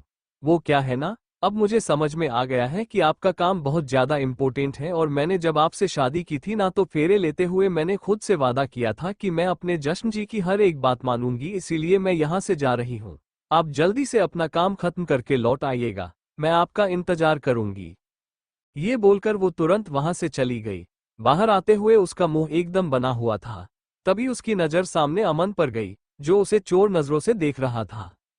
वो उसकी तरफ देखते हुए मन ही मां बोली, इससे कुछ पूछूं क्या, इसे कुछ पता होगा, पर नहीं, मेरे हिसाब से तो नहीं। ये बोलकर वो आगे बढ़ गई और अमन ने एक गहरी सांस ली। जश्न का डर तो उसके दिल में था ही, अति का डर भी जश्न से काम नहीं था। वही जैसे ही अति ऑफिस से निकली, एक और गाड़ी इंडस्ट्रीज के पार्किंग एरिया में आकर रुकी और उस गाड़ी में से नियति बाहर निकली। नियति शेखावत इंडस्ट्रीज की तरफ देखकर मुस्कुराई और बोली, यहां आने का ख्वाब मेरा कब से था, जो अब पूरा हो रहा है, और अब इस शेखावत इंडस्ट्रीज पर भी बहुत जल्दी मेरा हक होगा। ये बोलकर वो एक बार फिर से मुस्कुराई और तुरंत अपनी आंखों पर गॉगल्स लगाकर आगे की तरफ बढ़ गई। लिफ्ट से होते हुए वो सीधा विक्रम के केबिन में गई, जहां पर विक्रम टेबल पर अपनी कोहनियां रखकर अपने हाथ अपने सिर पर रखे हुए बैठा था। वो सामने लैपटॉप पर जश्न के चल रहे प्रोजेक्ट पर चेक कर रहा था और वो सारे प्रोजेक्ट इस तरह से फ्लॉप हो रहे थे कि अगर शेखावत प्रॉपर्टी की पाई भी बेच दी जाए तो इतना लॉस पूरा नहीं किया जा सकता था। ऐसे में विक्रम को समझ नहीं आ रहा था कि वो इस सिचुएशन को कैसे हैंडल करेगा। आज तक उसने फ्रॉड तो बहुत सारे किए थे लेकिन उसे अब जश्न अपने से भी बड़ा फ्रॉड लग रहा था, जिसने इतने सारे लोन लिए हुए थे जिनकी इंस्टॉलमेंट पिछले 4-5 महीनों से नहीं की गई थी। अगर उसे पहले पता होता कि जश्न की फाइनेंशियल हालत ये है तो वो कभी इतना सब कुछ करता ही नहीं। उसे जश्न को हराना था। शेखावत इंडस्ट्रीज को चौहान अंपायर के साथ मिलाना था, लेकिन यहाँ पर तो अगर उसने शेखावत इंडस्ट्रीज को अब गलती से भी चौहान अंपायर के साथ मिल लिया तो चौहान अंपायर भी बैंकक्रप्ट हो जाएगा। वो गुस्से से बोला, ऐसा नहीं हो सकता। मेरा इतना बड़ा प्लान फ्लॉप नहीं हो सकता। जरूर ये कोई साजिश है। पक्का जश्न सिंह शेखावत ने अपना कुछ दिमाग लगाया होगा। इतना बड़ा बिजनेसमैन और यूं ही फेल हो जाए, ऐसा हो ही नहीं सकता। अब ये क्या गड़बड़ है इसका पता तो मुझे जश्न ही बताएगा। ये बोलते हुए उसके चेहरे पर तिरछे एक्सप्रेशन थे। अगले ही पल वो अपनी चेयर से उठने लगा, तभी केबिन का दरवाजा खुला और नियति मुस्कुराते हुए अंदर की तरफ आए। नियति को देखकर विक्रम हैरान हुआ। वही नियति मुस्कुराते हुए उसके पास आई और बोली, बिजी हो? विक्रम जबरदस्ती की मुस्कुराहट के साथ बोला, नहीं, फ्री हूं। तुम बताओ, तुम यहाँ कैसे? नियति बड़ी अदा से चलते हुए उसके पास आई और बोली, बस तुमसे मुलाकात करने का मन किया तो चली आए। उसकी बात सुनकर विक्रम मन ही मन बोला, लगता है इस जश्न सिंह शेखावत ने अपना सारा दिमाग बस लड़कियों को पटाने और उन्हें घुमाने में लगाया। अगर इतना दिमाग ये बिजनेस में लगाता तो जहां इसकी दो दो बीवियां हैं वहां पर दो दो शेखावत इंडस्ट्रीज होती। नियति को देखकर वो अपनी जगह से खड़ा हो चुका था। नियति उसके पास आई और उसके सीने पर अपना हाथ रखकर बोली, मैं कितने सालों बाद तुमसे मिल रही हूं जश्न, क्या तुम्हें मुझसे मिलने की कोई खुशी नहीं है? विक्रम मुस्कुराया और बोला, हाँ है ना, क्यों नहीं है? नियति शिकायती लहजे से बोली, लेकिन मुझे लगता तो नहीं। मेरा मतलब है तुम मुझे यूं छोड़कर ऑफिस चले आए। चलो मान लिया तुम्हारा काम इम्पोर्टेंट है, लेकिन एक फोन कॉल तो कर सकते थे ना। मैं तो कब से तुम्हारे फोन का इंतजार कर रही थी। तारांकन। विक्रम थोड़ा सकपका कर बोला, वो मेरे ध्यान से निकल गया, पर अब करूंगा। मेरा मतलब है अब जब तुम घर जाओगी तो मैं करूंगा। नियति बड़ी अदा से बोली, मैं कहीं नहीं जाऊंगी। तुम्हें याद है जश्न, हम दोनों की शादी पर तुम कितने खुश थे? विक्रम सच में पड़ गया। अगर अति के बारे में ये सवाल किया जाता तो शायद उसके पास कोई जवाब होता, लेकिन नियति जो उसके लिए आउट ऑफ सिलेबस थी, उसके तो उसने क्वेश्चन आंसर कभी देखे भी नहीं थे। वो फिर भी मुस्कुराते हुए बोला, हाँ, मुझे अच्छे से याद है। बहुत खुश था मैं उस दिन, तुम जो मेरी जिंदगी में आई थी।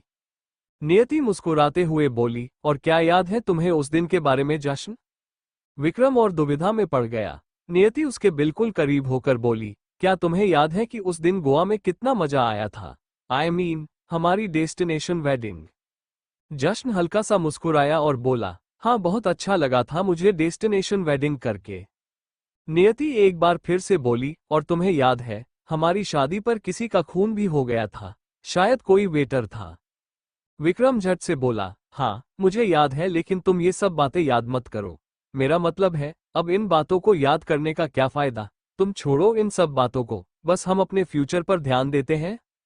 ये बोलकर उसने नियति की कमर पर अपना हाथ रख दिया और अगले ही पल एक जोरदार झापड़ नियति ने उसके गाल पर जड़ दिया। विक्रम हैरान रह गया। ऊपर से लेकर नीचे तक वो पूरा हल चुका था। आज पहली बार था जब किसी लड़की ने उसे पर इस तरह से हाथ उठाया था। उसने भी गुस्से से नियति के बालों को कसकर मुट्ठी में जकड़ा और बोला, तुम्हारी हिम्मत कैसे हुई मुझ पर हाथ उठाने की? ये बोलते हुए उसका चेहरा गुस्से से कांप रहा था और उसकी आंखें लगभग से बाहर आने को हो गई थी। नियति की दर्द से चीख निकल गई, लेकिन अगले ही पल उसने विक्रम को धक्का देकर खुद से अलग किया और बोली, तुम जैसे धोखेबाज को अगर थप्पड़ ना लगाया जाए तो और क्या किया जाए? तुम्हें क्या लगता है मैं तुम्हारा सच नहीं जानती? तुम पूरी दुनिया को बेवकूफ बना सकते हो विक्रम चौहान, लेकिन मुझे नहीं। मैं नियति हूं और नियति को बेवकूफ बनाना इस दुनिया में तो किसी के लिए पॉसिबल नहीं। ये बोलते हुए उसकी आंखें भी अब बाहर आने को हो गई थी और वही उसके मुंह से अपना नाम सुनकर ही विक्रम के होश उड़ गए थे। नियति के चेहरे पर मुस्कुराहट आ गई। विक्रम के उड़े हुए रंग देखकर ही जैसे उसे मजा आ रहा था। वो जल्दी से बोली, क्या हुआ? तुम्हारा ये चेहरा इतना फीका क्यों पड़ गया? अपना नाम जानकर होश उड़ गए तुम्हारे, लेकिन मैं तो सिर्फ तुम्हारा नाम नहीं और बहुत कुछ जानती हूँ तुम्हारे बारे में, शायद वो भी जो तुम नहीं जानते। ये बोलते हुए वो उसे और भी ज्यादा तिरछी नजरों से देखने लगी। विक्रम लड़खड़ाती हुई जुबान के साथ बोला, कौन कौन हो तुम और मेरे बारे में इतना सब कुछ कैसे जानती हो, और अगर जानती हो तो अब तक चुप क्यों थी? नियति उसके सवाल पर मुस्कुराई और बोली, ये सवाल तुमने अच्छा किया। वैसे तुम्हारा दिमाग तो बेवकूफ वाला है, लेकिन चलो तुम्हारा इतना दिमाग तो चला कि तुमने सवाल सही किया, तो अब सुनो मेरी बात। ये बोलते हुए वो विक्रम के थोड़ा करीब आए। वो अपने बालों को अदा से पीछे की तरफ करते हुए बोली, मैं जश्न की दीवानी थी, लेकिन सिर्फ जश्न की नहीं बल्कि उसके रुतबे की, उसके एटीट्यूड की, उसके ओरे की, कि कैसे जहां बड़े से बड़ा आदमी कुछ नहीं कर पाता, वहां जश्न की एक नजर ही सब कुछ करवाने के लिए काफी होती है। कॉलेज में सब लड़कियां मरती थी जश्न पर, उसे हासिल करना सब लड़कियों का ख्वाब था, लेकिन जश्न, उसे तो जैसे कोई लड़की अच्छी नहीं लगती थी। पर मैंने सोच लिया था कि मैं जश्न के साथ शादी करूंगी, इसीलिए मैंने उसे प्रपोज किया। लेकिन उसने भरी कॉलेज में मेरा प्रपोजल रिजेक्ट कर दिया। मुझे बहुत गुस्सा आया और उसी पल मैंने सोच लिया था कि मैं एक दिन उसकी बीवी बनकर रहूंगी। अपनी बेइज्जती का बदला मैं उसका सरनेम अपने नाम के साथ लगाकर लूंगी, लेकिन मेरा बदला पूरा ही नहीं हुआ। मैं इंतजार कर रही थी सही वक्त का, और अब मैं अपना खेल खेलने ही वाली थी कि मुझे पता चला तुम जश्न को मारकर उसकी जगह लेना चाहते हो। जश्न को मैं मारना तो नहीं चाहती थी, लेकिन मुझे कोई इतना खास प्यार भी नहीं था उससे। मुझे तो बस उसका नाम चाहिए था। उसकी बात सुनते हुए विक्रम हैरानी से उसकी तरफ देख रहा था।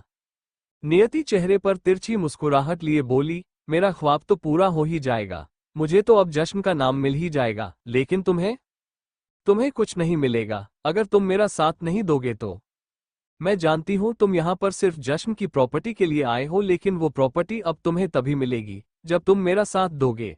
मेरी कोई शादी नहीं हुई थी जश्न से, उसे तो मैं एक नज़र देखना तक पसंद नहीं थी। शादी वो मुझसे क्या ही करता, लेकिन अब तुम सबके सामने इस बात का ऐलान करोगे कि हम दोनों की शादी आज से बहुत सालों पहले हुई थी, और मैं तुम्हारी पहली बीवी हूं, और अब मैं ही हमेशा तुम्हारी बीवी बनकर तुम्हारे साथ रहूंगी। उस अति को तुम शेखावत मेंशन से बाहर निकालोगे। विक्रम उसकी बात सुनकर हंसने लगा, और उसे हंसते हुए देखकर नियति को गुस्सा आने लगा। विक्रम हंसते हुए बोला, वैसे मानना पड़ेगा जश्न सिंह शेखावत को, उसके पास नमूने एक से बढ़कर एक है। एक अभी अभी उसकी बीवी जो यहां से होकर गई है, कैसे मेरी गर्दन पर अपनी बाहें लपेट रही थी, इतना रोमांस कर रही थी मेरे साथ, और अब तुम उसकी अलग ही दीवानी हो, और ऐसी दीवानी जिसे उसके मरने से भी फर्क नहीं पड़ता, लेकिन प्रॉपर्टी से पड़ता है। खैर मुझे कोई प्रॉब्लम नहीं, लेकिन ये बताओ कि इसमें मेरा क्या फायदा होगा। उसकी बात सुनते हुए नियति के चेहरे पर अजीब से एक्सप्रेशन थे, लेकिन उसका आखिरी सवाल सुनकर वो हल्का सा मुस्कुराई और बोली, फायदे का तो पता नहीं, लेकिन अगर तुमने ये नहीं किया ना तो तुम्हारा नुकसान बहुत ज्यादा होगा।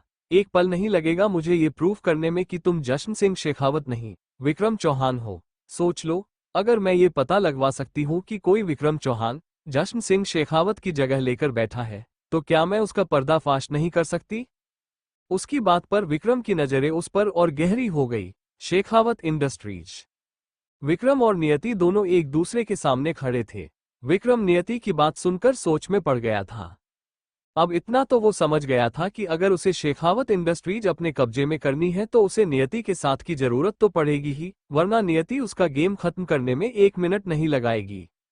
ऐसे में वो भला नियति से दुश्मनी कैसे मोल ले सकता था, इसलिए वो तुरंत अपना हाथ नियति की तरफ बढ़ते हुए बोला, ठीक है, मुझे तुम्हारा ऑफर मंजूर है। उसकी बात सुनकर नियति के चेहरे पर तिरछी मुस्कुराहट आ गई। विक्रम एक गहरी सांस लेकर बोला, मैं जल्दी ही प्रेस कॉन्फ्रेंस का अरेंजमेंट करूंगा और उसमें तुम्हें सबके सामने अपनी बीवी अनाउंस करूंगा, और साथ ही साथ अति से अपना हर एक रिश्ता खत्म होने की अनाउंसमेंट भी कर दूंगा। नियति मुस्कुराकर बोली, गुड फॉर यू, तुम मेरी मदद करते रहो और मैं तुम्हारी। तुम्हें शेखावत इंडस्ट्रीज चाहिए तो मुझे भी बस शेखावत सरनेम चाहिए, और रही बात पैसों की, तो वो तो वक्त आने पर हम बांट ही लेंगे। ये बोलकर वो एक बार फिर से मुस्कुराई और फिर वहां से जाने लगी। विक्रम उसे गहरी नजरों से देख रहा था। उसके जाने के बाद वो वापस आकर अपनी चेयर पर बैठा और बोला, कैसे कैसे लोगों के साथ डील करना पड़ रहा है। बस एक बार ये शेखावत इंडस्ट्रीज पूरी तरह में चौहान अंपायर में मिला दूं, उसके बाद इस नियति ने आज जो मुझे थप्पड़ मारा है ना, इसका सबक तो मैं इसे अच्छे से सिखाऊंगा। ये बोलते हुए अब उसके चेहरे पर गुस्सा झलकने लगा था। नियति ने उसे जो थप्पड़ मारा था, वो उस थप्पड़ को जल्दी ही भूलने नहीं वाला था। अब वो वापस अपने काम में लग गया था ताकि जश्न के बारे में थोड़ी बहुत इन्फॉर्मेशन तो जुटा सके, लेकिन वो जो भी जानने की कोशिश करता उसे कुछ भी पता नहीं चलता, और ऊपर से जश्न के बिजनेस में इतने सारे लॉस देख देखकर उसका दिमाग घूम चुका था। वहीं दूसरी तरफ नियति शेखावत मेंशन में वापस पहुंच चुकी थी, और अब तकरीबन रात के 8 बजे बज चुके थे। नियति बाहर से अंदर की तरफ आई और अंदर आते ही उसकी नजर अति पर गई। जो वही हॉल में प्रकृति के साथ बैठी थी और किसी बात पर हंस रही थी। नियति उसके सामने आकर खड़ी हुई और बोली, तुमने अपने लिए रहने की कोई जगह ढूंढी क्या? अति ने तुरंत उसकी तरफ देखा और बोली, इतनी भी क्या जल्दी है? नियति हल्का सा मुस्कुराई और बोली, जल्दी की बात नहीं है, किसी के घर में ऐसे पड़े रहना अच्छा नहीं लगता। अगर तुम्हारी जगह मैं होती तो मैं शायद कब की इस घर से चली गई होती। अति सार्कास्टिक स्माइल के साथ बोली, लेकिन मेरी जगह आप नहीं है ना, मेरी जगह सिर्फ मैं ही हूं और हमेशा मैं ही रहूंगी। और रही बात इस घर से जाने की, तो मैं इस घर में आए अपनी मर्जी से नहीं थी, लेकिन जाऊंगी मैं अपनी मर्जी से ही। ये बोलकर उसने वापस प्रकृति से बात करना शुरू किया। नियति ने उसकी तरफ देखते हुए कहा, लेकिन अब यहाँ पर तुम्हारी नहीं मेरी मर्जी चलेगी। उसकी बात का अति ने नहीं कोई जवाब दिया और ना ही उसकी तरफ देखा। नियति की आंखें बड़ी हो गई। वो गुस्से से बोली, मैं तुमसे कुछ कह रही हूं। अति ने अब भी उसकी तरफ नजर उठाकर नहीं देखा। अपनी इंसल्ट होते देखकर नियति अब गुस्से से बोली, तुम्हें सुनाई नहीं दे रहा क्या? मैं तुमसे कुछ बोल रही हूं या फिर तुम चाहती हो कि मैं कुछ ऐसा करूं जिससे तुम्हें कोई बात बनाने का मौका मिल जाए और फिर तुम हमेशा के लिए इस घर में रह जाओ? उसकी इस बात पर भी अति ने कोई जवाब नहीं दिया। अगले ही पल अब नियति ने अति का हाथ कसकर पकड़ और उसे ऊपर की तरफ खींचते हुए बोली, तुम्हें तो मैं बताती हूं, लगता है मुझे तुम्हें इस घर से बाहर निकलना ही पड़ेगा। बहुत घमंड आ गया तुम में, जो मेरे सवाल का जवाब नहीं दे रही। ये बोलते हुए वो गुस्से से उसे देख रही थी और अति की नजरें भी अब आग उगल रही थी। नियति ने जिस तरह से उसे खींचा था, उसे नियति पर हद से ज्यादा गुस्सा आ रहा था। एक झटके में उसने नियति से अपना हाथ छुड़ाया और बोली, आज तो मुझे हाथ लगा लिया तुमने, मेरी इजाजत के बिना, लेकिन आइंदा अगर ऐसी हरकत की तो हाथ तोड़कर दूसरे हाथ में दे दूंगी। ये बोलते हुए उसका चेहरा गुस्से से कांप रहा था। नियति भी दांत पीसते हुए बोली, मेरे ही घर पर तुम मेरे ही सामने जुबान चल रही हो, मुझे ही आंखें दिखा रही हो। अति तुरंत बोली, तुम्हारा घर कब से हुआ? सिर्फ आज से ना, मैं पिछले 2 महीना से रह रही हूं, मुझे मत धमकी देना वरना।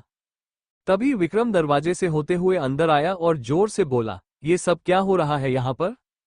उसकी आवाज सुनकर नियति और अति दोनों ने उसकी तरफ देखा। नियति के चेहरे पर शातिर मुस्कुराहट तैर गई।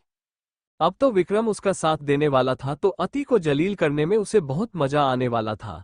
वही दामिनी जी के साथ साथ अंशुल और प्रकृति भी वहां पहुंच चुके थे। विक्रम अति और नियति के सामने आकर खड़ा हुआ और बोला, ये सब क्या हो रहा है यहाँ पर? क्यों शोर मचाया जा रहा है? किस बात पर लड़ाई हो रही है? नियति तुरंत बोली, ये लड़की मेरे सामने जुबान चला रही है जश्न। आपको पता है ये मेरे साथ बदतमीजी कर रही है। मैंने सिर्फ इसे इतना कहा कि जब अब मैं आपकी जिंदगी में वापस आ चुकी हूँ, तो इसे इस घर में रहने की क्या जरूरत है? मेरा मतलब है कि मेहमान के तौर पर इस घर में रह सकती है, लेकिन ये तो मुझे आंखें दिखाने लगी, मेरे सामने जुबान चलाने लगी, मुझसे बदतमीजी। उसकी बात पूरी होती उससे पहले ही प्रकृति, जो कब से ये सब कुछ देख रही थी, वो तुरंत बोली, ये सब गलत है। आप झूठ क्यों बोल रही है? जश्न भाई, ऐसा कुछ भी नहीं है। अति भाभी ने नियति से कोई बदतमीजी नहीं की। उसकी बात सुनते हुए जश्न तुरंत बोला, मैंने तुमसे कुछ पूछा क्या? जश्न का रवैया देखकर प्रकृति हैरान रह गई। अति प्रकृति की तरफ देखते हुए बोली, तुम चुप रहो प्रकृति, ये मेरा और जश्न जी का मैटर है, मैं ही उनसे बात करूंगी। ये बोलकर अब उसने विक्रम की तरफ देखा और बोली, हाँ मैंने की है बदतमीजी तो क्या? अगर कोई मुझसे बदतमीजी से बात करेगा तो मैं उसे बदतमीजी से ही जवाब दूंगी। बदतमीज लोगों को भी अपनी तमीज दिखाऊं, ऐसी नहीं हूं मैं। ये बोलते हुए उसके चेहरे पर एटीट्यूड झलक रहा था। विक्रम गुस्से से गरजते हुए बोला, लेकिन मैं अपनी बीवी से बदतमीजी बर्दाश्त नहीं कर सकता। उसकी बात सुनकर अति की आंखें बड़ी हो गई, लेकिन ये एक्सप्रेशन सिर्फ और सिर्फ उन्हें दिखाने के लिए थे। अभी तो वो चाहती थी कि आज इस घर में पूरा कोहराम मचे और फिर विक्रम इस घर को छोड़कर जाए। विक्रम एक बार फिर से बोला, नियति ठीक कह रही है तुमसे, जब वो मेरी जिंदगी में वापस आ गई है, तो अब तुम्हारा मेरी जिंदगी में और इस घर में क्या ही काम, इसलिए बेहतर होगा कि तुम यहाँ से चली जाओ। अति ने तुरंत कहा, मैंने कभी सोचा भी नहीं था जश्न जी कि कभी आप मेरे साथ ऐसा करेंगे, पर खैर अगर आप चाहते हैं कि मैं यहाँ से चली जाऊं तो ठीक है, मैं यहाँ से जा रही हूँ। ये बोलकर वो सीधा दरवाजे की तरफ बढ़ गई और उसे यूं जाते हुए देख हर किसी की आंखें फटी की फटी रह गई। किसी ने नहीं सोचा था कि अति इतनी आसानी से उनकी जिंदगी से चली जाएगी, पर उसका जाना हर किसी को खुश कर रहा था, सिवाय प्रकृति को। वो अति को यूं देखा जाते हुए देखकर रो रही थी। वो तुरंत अति को रोकने के लिए उसके पास आई और बोली, ऐसा मत कीजिए ना अति भाभी, आप इस घर को छोड़कर क्यों जा रही है? मुझे नहीं पता जश्न भाई आजकल इतने बदले बदले क्यों हैं, लेकिन प्लीज उन्हें छोड़कर मत जाइए, वो प्यार करते हैं आपसे। अति ने उसके कंधे पर अपना हाथ रखा और बोली, वादा करो मुझसे कि बेशक से कुछ भी हो जाए लेकिन तुम ये घर छोड़कर नहीं जाओगी। प्रकृति हैरानी से बोली, आप मुझसे तो वादा ले रही है लेकिन खुद इस घर को छोड़कर जा रही है। अति मुस्कुराई और बोली, जो मेरा है वो हमेशा मेरा ही रहेगा और जो मुझसे मेरा हक छीनने की कोशिश करेगा ना, उसे मेरे जश्न जी खुद ब खुद देख लेंगे। ये बोलकर वो मुस्कुराई और बाहर की तरफ चल दी। वो बाहर जा रही थी क्योंकि उसे जश्न को अपने सामने लाना था और वो जानती थी कि बाहर जाकर जब भी वो किसी प्रॉब्लम में फंसेगी या उसे जश्न की जरूरत महसूस होगी तो जश्न उसके पास जरूर आएगा। वो बेशक से इस घर में ना आए लेकिन उसे अकेला तो वो किसी कीमत पर नहीं छोड़ेगा। वो अब शेखावत मैंशन से बाहर निकालकर पैदल पैदल सड़क पर चलने लगी और शेखावत मैंशन के लोग अति के जाने पर खुशियां मनाने लगे। वहीं दूसरी तरफ अति सड़क पर चले जा रही थी। वो खुद से ही बोली, अगर जश्न जी ने सब पर नजर रखी होती तो अब तक तो वो मेरे पास आ चुके होते। ऐसे वो मुझे अकेला तो कभी नहीं छोड़ेंगे, ये जानते हुए कि मेरे पास रहने का कोई ठिकाना नहीं है, लेकिन वो तो अभी तक मेरे पास आए ही नहीं। क्या मैंने कोई गलत फैसला ले लिया? मैं क्या करूंगी? इतनी रात को कहाँ जाऊंगी? ये बोलते हुए वो परेशान हो रही थी। तभी उसकी नजर सामने की तरफ गई, जहां पर लड़कों का एक ग्रुप खड़ा था और वो लोग आपस में हंस रहे थे। अति खुद से बोली, अब मेरे पास सिर्फ और सिर्फ एक ही ऑप्शन है, खुद जाकर बैल को कहूं कि आ बैल मुझे मार और फिर मुझे मेरे जश्न जी बचाने आए। ये बोलते हुए उसके चेहरे पर शरारती मुस्कुराहट थी। वो जल्दी से अब उन लड़कों के ग्रुप के सामने जाकर खड़ी हो गई और वहां खड़े आइसक्रीम वेंडर से आइसक्रीम लेकर खाने लगी। वहीं उसे आइसक्रीम खाते हुए देख उन लड़कों की नजर खुद ब खुद उस पर चली गई थी और उनके चेहरे पर डेविल एक्सप्रेशंस आ गए थे। अति उनकी नजर खुद पर देखकर हल्का सा मुस्कुराई और बोली, आज तो देखा जाएगा या आर या पार। इतना तो मुझे भी यकीन है अपने जश्न जी पर कि वो मुझे किसी और का हाथ भी नहीं लगने देंगे। ये बोलकर वो मुस्कुराई और फिर आत्मविश्वास के साथ आगे की तरफ बढ़ गई। वो जानती थी कि वो लड़के उसके पीछे आ रहे हैं, इसलिए वो बड़ा मटक मटक कर चल रही थी। जब उसे लड़कों के कदमों की आहट तेज सुनाई देने लगी तो उसने भी थोड़ा तेज चलना शुरू कर दिया। तभी एक लड़का तेजी से अति की तरफ बढ़ते हुए बोला, इतनी भी क्या जल्दी है जाने मन, जरा हमसे भी तो मुलाकात कर लो, उसके बाद तुम जहां जाना चाहो हमें बता देना, हम खुद तुम्हें ले चलेंगे। ये बोलते हुए वो लड़का अब अति के सामने आकर खड़ा हो गया था और उसे बेशर्मी भरी नजरों से देखने लगा था। उसकी नजरें ऊपर से लेकर नीचे तक अति पर घूम रही थी और अति के हाथों में अभी भी वो आइसक्रीम थी। वो जल्दी से बोली, कौन हो तुम और मेरा पीछा क्यों कर रहे हो? एक्टिंग में तो अति किसी को भी पीछे छोड़ सकती थी। वो लड़का जल्दी से उसके करीब होकर उसकी कमर पर अपना हाथ रखकर बोला, हमारे बारे में तुम नहीं जानती, हम जानते हैं लेकिन बहुत जल्दी जान जाओगी। ये बोलकर उसने अब अति को अपने करीब खींच लिया और ना ही जश्न और ना ही कोई और वहां पर आया तो अब अति का गला सूखने लगा। उसे ऐसा लग रहा था जैसे उसने खुद के पैर पर कुल्हाड़ी मार ली। बाकी के लड़के भी उसे घेर कर खड़े हो गए और उसकी तरफ घिनौनी नजरों से देखने लगे। अति तुरंत पीछे हटते बोली, देखो मुझसे दूर रहो वरना तुम लोग बहुत पछताओगे। जैसे ही उसने कहा, पीछे खड़े लड़के ने उसके कंधे पर अपना हाथ रखकर बेशर्मी भरी मुस्कुराहट के साथ उसे देखते हुए कहा, अगर तुम जैसी कड़क जलेबी खाने को मिले तो थोड़ा पछताना भी मंजूर है। ये बोलकर वो अति के ऊपर झुकने लगा। अति ने जोर से उसे धक्का दिया और बोली, समझ में नहीं आता क्या, एक बार मैंने कहा ना मुझे हाथ मत लगाओ। जैसे ही उसने कहा, अब पहले वाला लड़का तुरंत अति की तरफ बढ़कर उसके बालों को कसकर मुट्ठी में जकड़ते हुए बोला, पहले हम लड़कों को अपनी तरफ खींचती हो और फिर जब हम खुद पास आए तो सती सावित्री होने का ड्रामा करती हो, हमें धमकी देती हो। आज तो हम तुझे बताएंगे कि हम लड़कों से उलझने का अंजाम क्या होता है। ये बोलते हुए अब उसके चेहरे पर मिस्टीरियस एक्सप्रेशन थे। उसके चेहरे पर तिरछी मुस्कुराहट आ गई तो बाकी सब लड़के भी हंसने लगे। अति ने तुरंत वहां से भागने की कोशिश की लेकिन अगले ही पल उस लड़के ने उसके कंधे पर अपना हाथ रखा और जोर से उसे खींचा तो अति के कंधों से उसके कपड़े फट गए और कपड़े फटने की आवाज सुनते ही अति की धड़कन अब एक पल के लिए रुक गई। उसकी आंखों में नमी तैर गई। झट से वो पलटने लगी लेकिन तभी किसी ने उस पर अपना ब्लेजर डाला और अगले ही पल उसे पूरी तरह से अपनी बाहों में भर लिया। अति एकदम से चौंक गई। उसने नजरें उठाकर सामने की तरफ देखा तो उसके सामने जश्न खड़ा था, लेकिन वो जश्न नहीं जो कुछ दिनों से उसके साथ रह रहा था। वो विक्रम नहीं था, वो सच में उसके जश्न जी ही थे, क्योंकि वो अपने जश्न जी की छुअन को पहचानती थी। उसका दिल धक सा रह गया और जश्न उसकी तरफ देखते हुए बोला, वेरी बैड बेबी डॉल। इंसान को सिचुएशन वही खड़ी करनी चाहिए जो वो हैंडल कर पाए। जब तुम्हें पता है तुम ये सिचुएशन हैंडल नहीं कर पाओगी, तो इसे क्रिएट भी नहीं करना चाहिए था। ये बोलते हुए उसके चेहरे पर गुस्सा साफ झलक रहा था। अति रोते हुए बोली, और जब इंसान को पता हो कि सामने वाले की धड़कन आपसे चलती हो तो उसे तड़पाना भी नहीं चाहिए। जश्न तिरछा मुस्कुराया और अति के गाल पर अपना हाथ रखकर बोला, कभी कभी तड़पाने में जो मजा आता है वो तुम क्या ही जानो। उसकी बात सुनकर अति उसकी तरफ देखती रह गई। वहीं अति के पीछे खड़ा लड़का तुरंत दोबारा अति को छूने लगा, लेकिन जैसे ही वो आगे की तरफ बढ़ा, जश्न ने जोर से अपना पैर उसके सीने पर मारा और अगले ही पल वो गोल गोल घूमता हुआ पीछे की तरफ जा गिरा।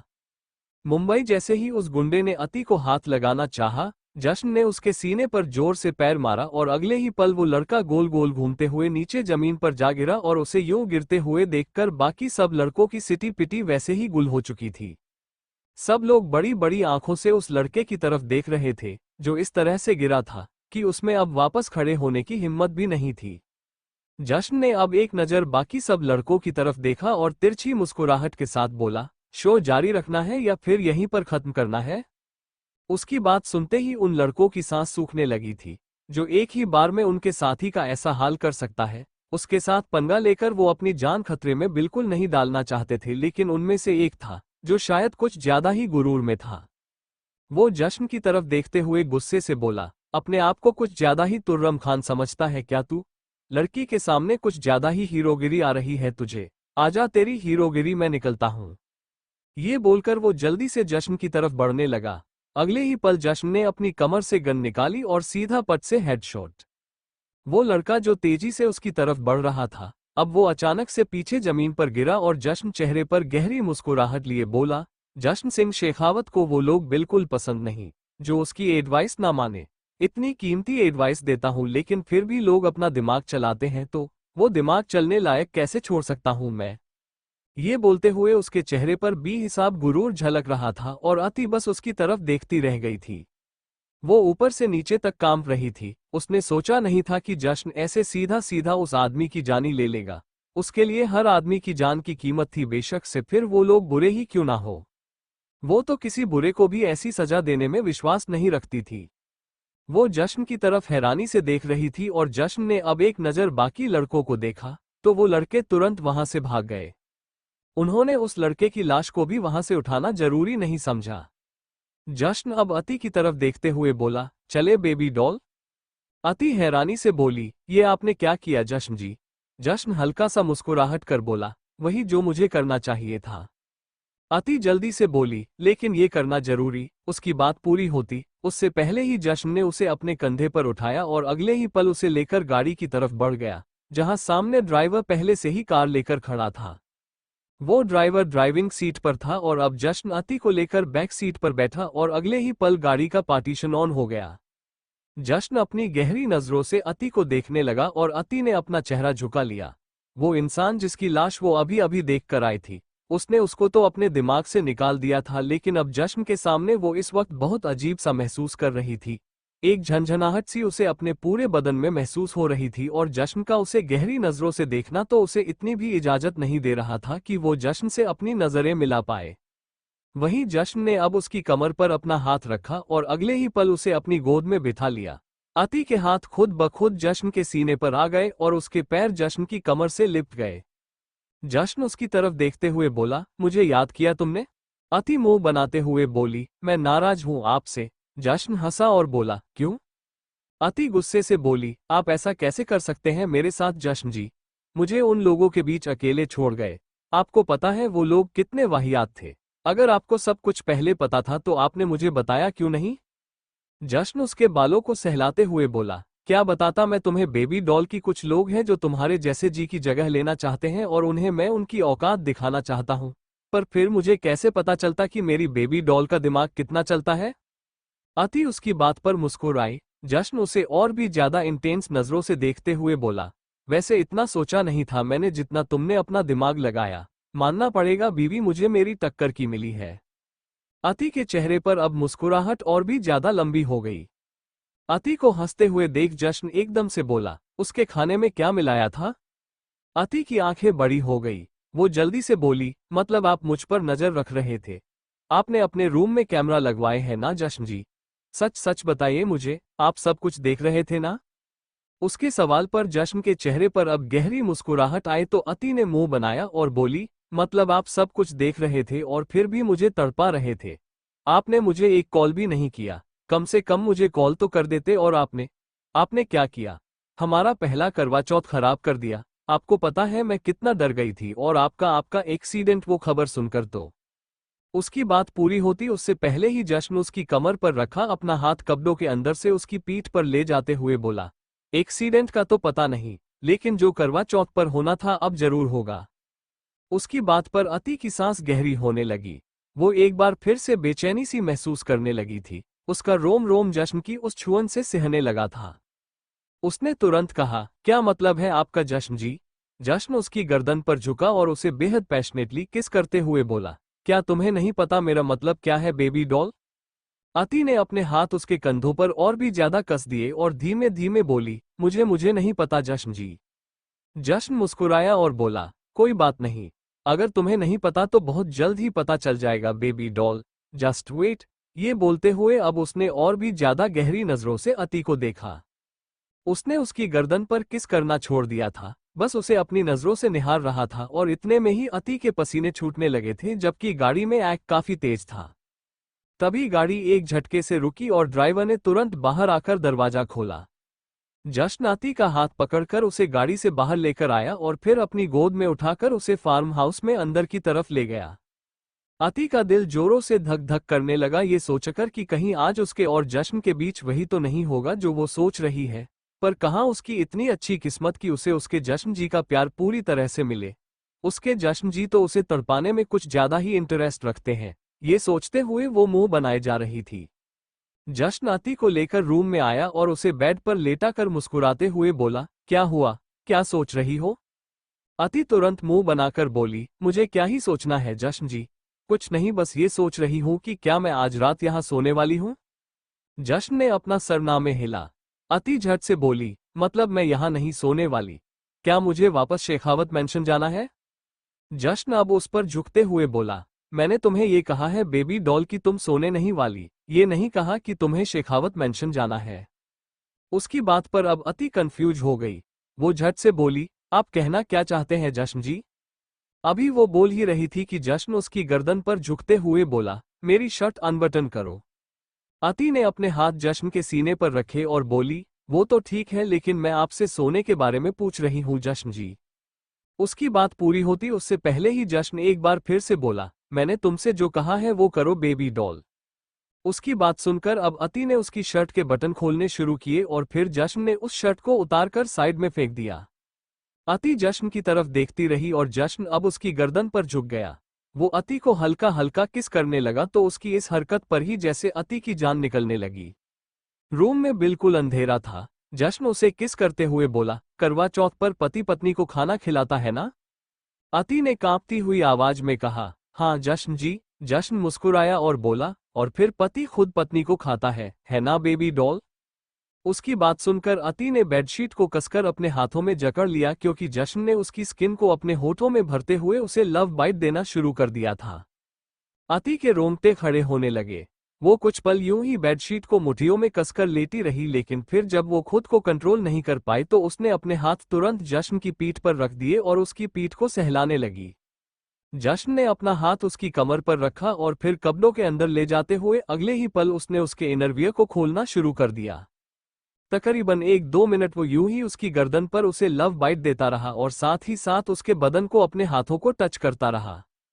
अति आहें भरने लगी थी। जश्न का एकदम सख्त सा हाथ उसके नाजुक से बदन पर चल रहा था और तकरीबन 2-3 मिनट में ही जश्न ने अति के कपड़ों को उसके बदन से अलग करना शुरू कर दिया था। ये सब कुछ तो उन दोनों के बीच पहले भी हो चुका था, तो अति खुद को संभालने की कोशिश कर रही थी क्योंकि वो जानती थी कि जश्न इससे आगे नहीं बढ़ेगा। जश्न ने अपने होंठ अति के सीने पर रखे और उसे बड़ी ही शिद्दत से चूमने लगा। अति की उंगलियां जश्न के बालों में फंसी हुई थी और वो उसके बालों को सहलाए जा रही थी। धीरे धीरे जश्न अब अति के पेट की तरफ बढ़ने लगा और फिर उसने उसके बाकी के कपड़ों को भी उसके बदन से अलग कर दिया। अति का बदन तड़पने लगा था। उसे जश्न की जरूरत महसूस होने लगी थी। वो तड़पती हुई आवाज में बोली, मुझे लगता है जश्न जी, हमें सो जाना चाहिए। उसकी बात पर जश्न ने कुछ नहीं कहा, बस अपने हाथों से उसकी बॉडी एक्सप्लोर करता रहा और साथ ही साथ उसके चेहरे के करीब अपना चेहरा लेकर आया और उसके होठों की तरफ देखने लगा।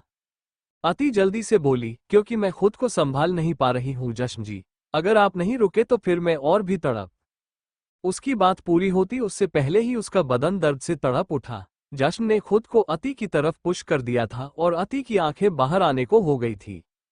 ये ख्याल उसके दिमाग में दूर दूर तक नहीं था कि आज जश्न उसे इस तरह से प्यार करेगा। उसकी आंखों से आंसू निकल आए थे, लेकिन वो दर्द से कराह भी नहीं पा रही थी क्योंकि उसके होठों पर जश्न ने अपने होठों से कब्जा किया हुआ था। जश्न ने अब धीरे धीरे अति के होठों को छोड़ा और उसकी तरफ देखते हुए बोला, क्या तुम्हें अब समझ आया बेबी डॉल की आज रात तुम्हें सोना क्यों नहीं है? उसकी बात पर अति ने बस सिसकी भरी क्योंकि उसे अभी भी अपनी लोअर बॉडी में बहुत ज्यादा दर्द महसूस हो रहा था। जश्न खुद को मूव कर रहा था और उसकी मूवमेंट से अति का दर्द बढ़ता जा रहा था, लेकिन कुछ देर बाद ये दर्द कम भी होने वाला था। जश्न ने अति के होठों को अपने अंगूठे से सहलाया और एक बार फिर से उसे प्यार से चूमने लगा। अति के हाथ अब एक बार फिर से जश्न के बालों में चलने लगे थे। पूरी रात उन दोनों के बदन आपस में यूं ही उलझे रहे। अति का नाजुक सा बदन बड़ी मुश्किल से जश्न को संभाल पा रहा था। वो हमेशा चाहती थी कि जश्न उसे प्यार करे, लेकिन आज जब जश्न उसे प्यार कर रहा था तो उसका अंग अंग दुख रहा था। उस रूम में उसकी दर्द भरी सिसकियां लगातार गूंजती जा रही थी और जश्न उन सिसकियों को सुनकर और भी ज्यादा मदहोश होता जा रहा था। अति के बदन का ऐसा कोई भी हिस्सा नहीं था जहां पर जश्न ने अपने होठों से उसे प्यार ना किया हो और अति पूरी रात उसके इस प्यार को महसूस करती रही। आज वो सच में अपने जश्न जी की हो गई थी और यूं ही पूरी रात जश्न के प्यार में मदहोश रहने के बाद अब सुबह के तकरीबन 6 बजे जश्न गहरी गहरी सांसें लेते हुए अति की तरफ देख रहा था।